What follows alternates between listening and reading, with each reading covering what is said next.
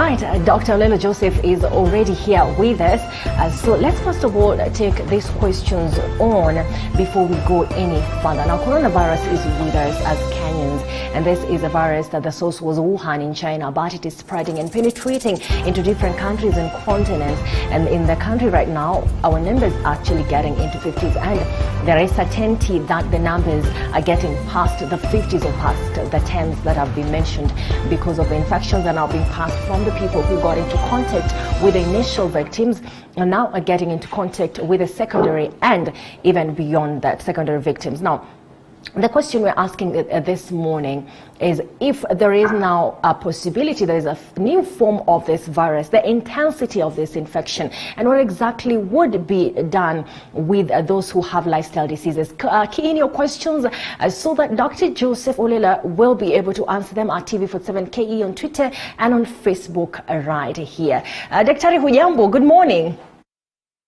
Good morning. Good morning. How are you? I'm fine, thank you. How are you? Very good, very good. Thank you for having me. All right. I know it's not a very good morning for everyone. People are sort of in panic mode. Should this be what we are feeling in this moment? Very many people are panicking. I think there's good reason to panic, but we have not yet reached there. I think there's a lot being done, and there's a lot we can do as individuals, as ourselves, to keep this disease at bay. So I think there's a lot of information out there, and we'll be happy to discuss that with you today. All right. So there's good things happening in that space, so not yet time to panic. Okay. Doc, COVID-19, the first cases we heard were cases that were imported sort of into the country because now these people came from other countries into our country. But we were informed yesterday that the new cases are now people who interacted with the initial cases, now interacting with other people who are inside the country. Now, one question that was asked yesterday was, is it possible that we might be seeing a new form of the virus that might mutate from the form that came with those who came into the country, and now a different one when it is now infecting people who now live amongst themselves? That's not true, because it is the same virus and it is undergoing the same mode of transmission that it has been undergoing in other countries. So what unfortunately we did is that we missed a window to prevent this community spread, but I think it had been predicted, and as predicted, it is moving in the same way as everyone else thought it would. So unfortunately, we have reached the point where it is now spreading amongst people here in Kenya. We need to keep up with the social distancing, not necessarily social, but actually physical distancing. So people need to maintain at least 1 meter distance apart from each other. Respiratory hygiene, when you cough or sneeze, you cover up, sneeze into your elbow or into a handkerchief. Unfortunately, it's very hard to change Kenyans to implement these measures, but with the current messaging going out, I think we should be able, and now that people see that the disease is here, it's a reality, we will be able to implement these measures and get it under control. So to answer your question, it is not really a mutation, it is just the nature of the disease. It is behaving in the same way it behaved in those other countries, so unfortunately it is here now. All right. Doc, something else that happened was the information that was given and then pulled down that the virus possibly is airborne. And there was a post by Mheshimiwa Kabogo that indicated that countries like the Czech Republic took a lab test and they were able to see the particles floating in the air and remaining in the air for quite some time. Is this information that is with our doctors right now? Yes, this information is actually not new. What they don't mention is that this virus it can spread in certain conditions, and these certain conditions are the ones we see in hospitals, not out there. Hospitals, they do what we call aerosol generating procedures. So there are some procedures they can do on a patient that will cause a lot of aerosolized droplets in the air. So it is not in every normal condition out there that you find this sort of aerial spread of the disease. It is in special conditions, usually found in ICUs. So it's not correct to say that it is spreading in the air, because it can spread in the air, but only in those special conditions, in those closed rooms in an ICU where people are doing these procedures on a patient. So the mode of spread is well known. It is the same droplet, and it is the same method that has been causing it to spread everywhere else. That's why hand washing and the distancing remains key. Before we go into the intensity of the situation in the hospitals right now, what exactly the situation is like, self-medication, this is something that is going on in two ways. One way, we were alerted the other day that medicine like chloroquine is running out of the shelves because people heard this medicine can help and they overbought it, and there's a possibility that people are self-medicating. The second way is homemade remedies. We have online doctors, quote unquote, who are advising that people should use cocktails like ginger, garlic, lemon, and all that.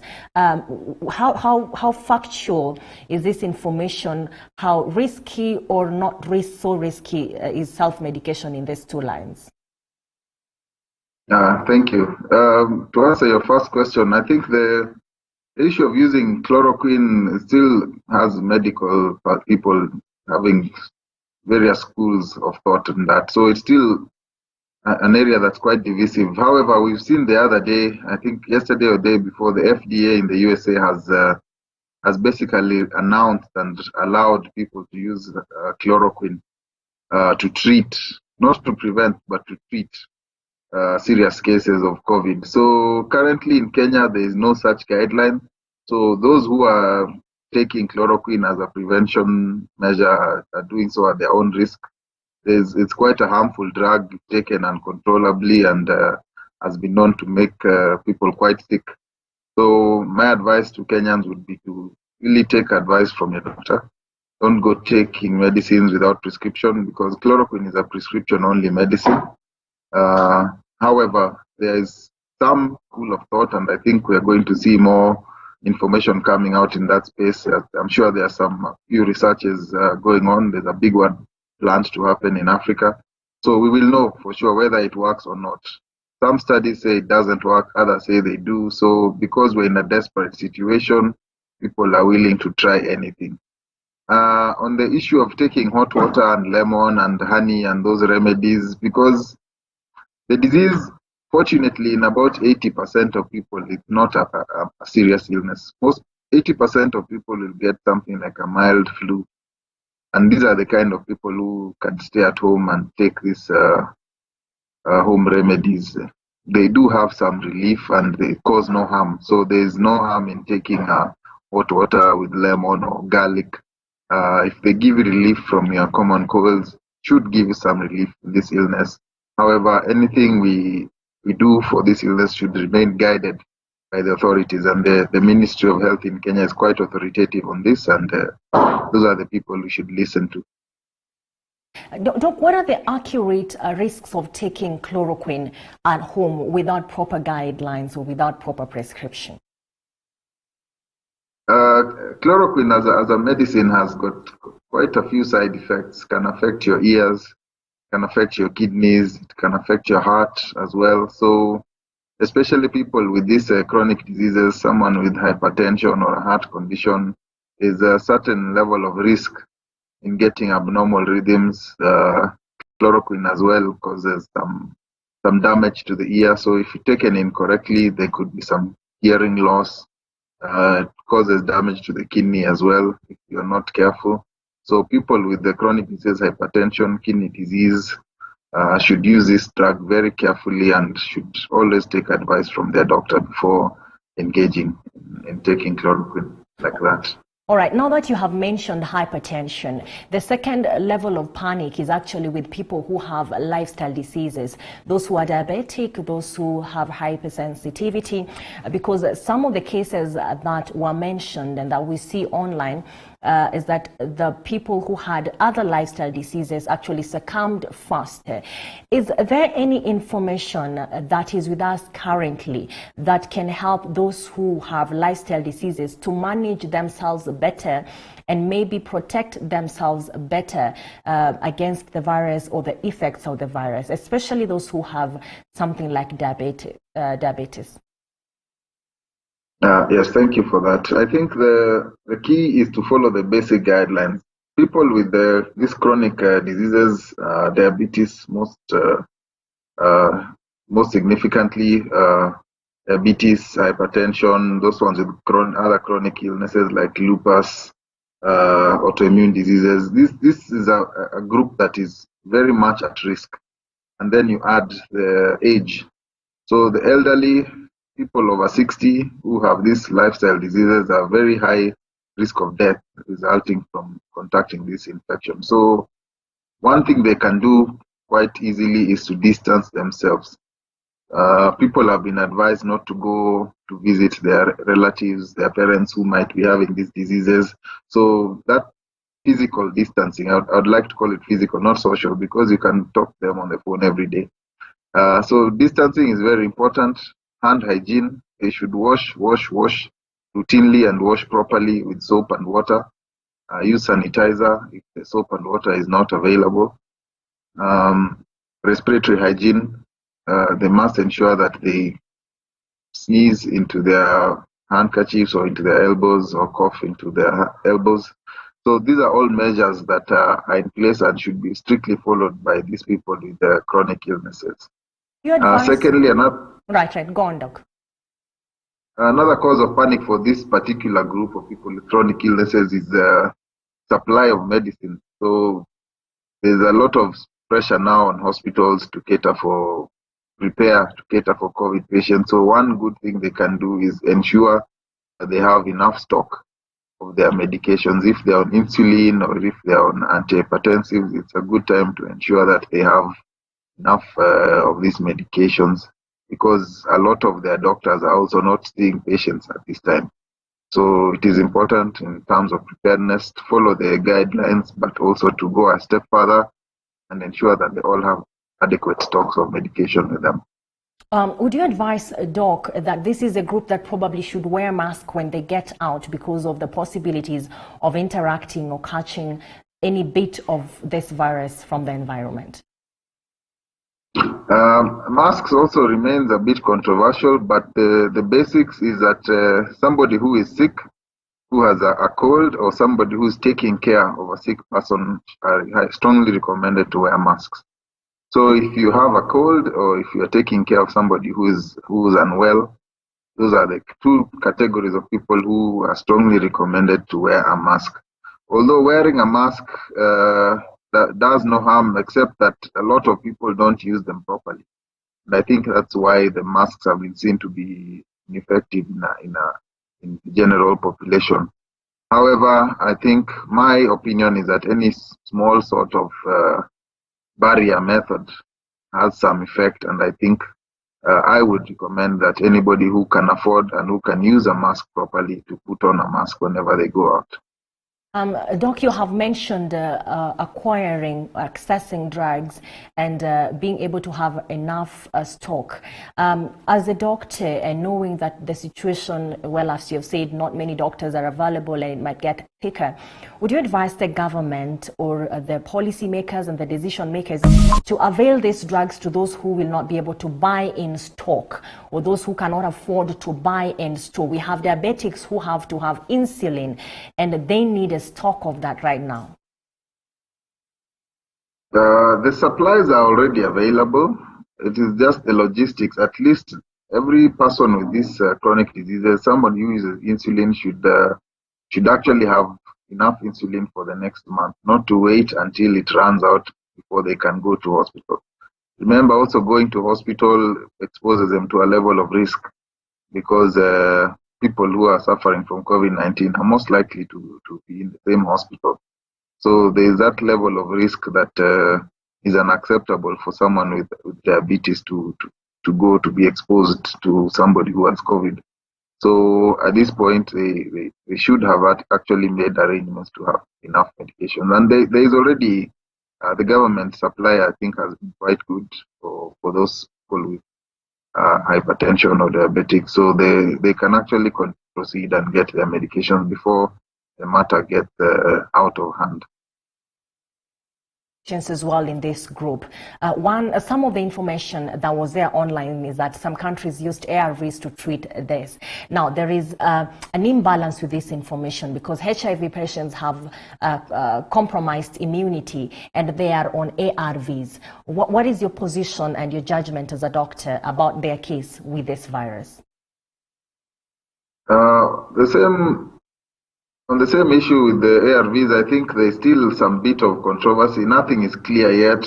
Because of desperation, a lot of doctors, especially in China, tried many medications. So some have been effective, others didn't show much use. So still an area that a lot of research is going into. I think because it is a virus, the theory is that an antiviral medication would work, but things don't always follow a straight line, medicine especially. So there's still a lot of research going into that. People suffering from HIV are also quite at high risk from contracting this illness, depending on how their illness has manifested, whether they have AIDS or not. So they're also in that category of people who remain at high risk of contracting this illness because of altered immunity. So they are also considered among that special category of people who should need to take extra precautions. All right. Doc, from where you are as a doctor, what is the situation like? What is the intensity of the situation? What are you seeing that we are not seeing as Kenyans? Because I know there are very many people who still are not sure what this situation really is. They know there is a virus, but they have no idea is the intensity at some level that should be worrying. What is really happening?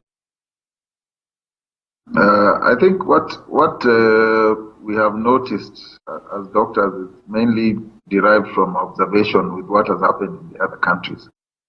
So we have seen a lot of surging cases in Italy, Spain, France, in the US as well, in New York area. So we are extrapolating and estimating that the same can happen here in Kenya. So the estimates given by the authorities are talking about maybe getting up to 10,000 cases by June, July. So there's a huge possibility. But I think we are trying. We're trying the distancing, the washing of hands. But of course, it's very hard for a lot of Kenyans to distance themselves as we live from hand to mouth, quite a big number of us. So it's going to be a struggle for us to really implement strict measures that would help us fight the illness. But I think together we can pull through if we follow the guidelines, maintain the hygiene measures that we are talking about. I think there's good hope for us to break this exponential spread of this illness. As we speak, Doc, are there any situations that have presented themselves in our hospitals that look like this, ordinary hospitals? Because we know the isolation centers, and we also had a case in Aga Khan. Are there situations that are presented ourselves in the hospitals that you are aware of? And what is it like if that's happened already? Well, it is quite difficult for the healthcare workers to meet one of these cases head on, because quite a lot of them are not mentally ready for this kind of disease. Although a lot of training has gone on, I think it has yet to register on the ground that this disease is a reality, and any patient who walks in could be having the disease. There is a reported case of one patient who was in Western Kenya who went to hospital, and the staff basically said they could not admit him because he was a suspicious case. So this patient eventually turned out positive, but the hospital refused to take him. He was referred to another one, refused to take him. Eventually he had to be referred all the way to Nairobi, where he was admitted and tested and found to be positive. So you can imagine the the level of risk that undergoes such movement. There's quite a lot of stigma regarding this disease. I think it's wrong. It's not a good thing to have, but the reality. What we have is quite a lot of stigma. So when that happens, a lot of patients will tend not to disclose their travel history or their contact history because they don't want to be stigmatized. If you come, you're a COVID patient, you'll be put in a corner, you need to wear a mask, and nobody will come to see you except they have put on the PPEs. So it's a very bad experience for a patient and also for a healthcare worker. But I think with more information, more training, more knowledge, we'll be able to put the stigma behind us and we'll be able to tackle this illness. All right, Doc, and as we finish, we have asked the government about this, but not from a doctor's perspective. We know the resources that we may need, like ventilators, because one of the symptoms is difficulty in breathing, and we've seen some of the clips going around that without ventilators, you cannot hold patients. The question is, do we have enough? From where you sit as a doctor, what is the situation going to be like? What might it be like in the event that we don't get these resources that we need and these numbers rise as high as has been well mentioned, 10,000 or more? What might the situation look like? I think it would be a terrible scenario if we are to get to those very high numbers without having adequate ICU beds, because it is estimated that 5% of people with COVID will need ICU care. So if you work with 5%, you can imagine if you're 10,000 people with COVID, 5% will be 500 people will need ventilators, and that's a number of ventilators we have actually, and more than half of them are already occupied. So it's going to be a terrible scenario. It is something we need to prevent from happening by implementing all these measures that we are talking about, because it might not be possible to have everybody on a ventilator who needs it.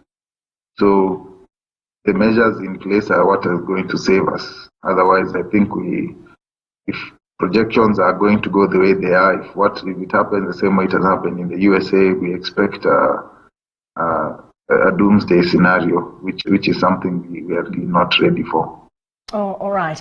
Well, I know there's so much that we may want to discuss now, but time will let us also break into others as we proceed. Finally, what message do you have for the public? Well, with the panic and with the lifestyle diseases, and also with the fact that many are blinded because of so much information that's flying around. One of it, actually, the one that we began with, the fact that if somebody who has the virus is speaking next to you, it is possible for the droplets to pass from their breath into, another person's mouth and things like that. What are your final words to the public?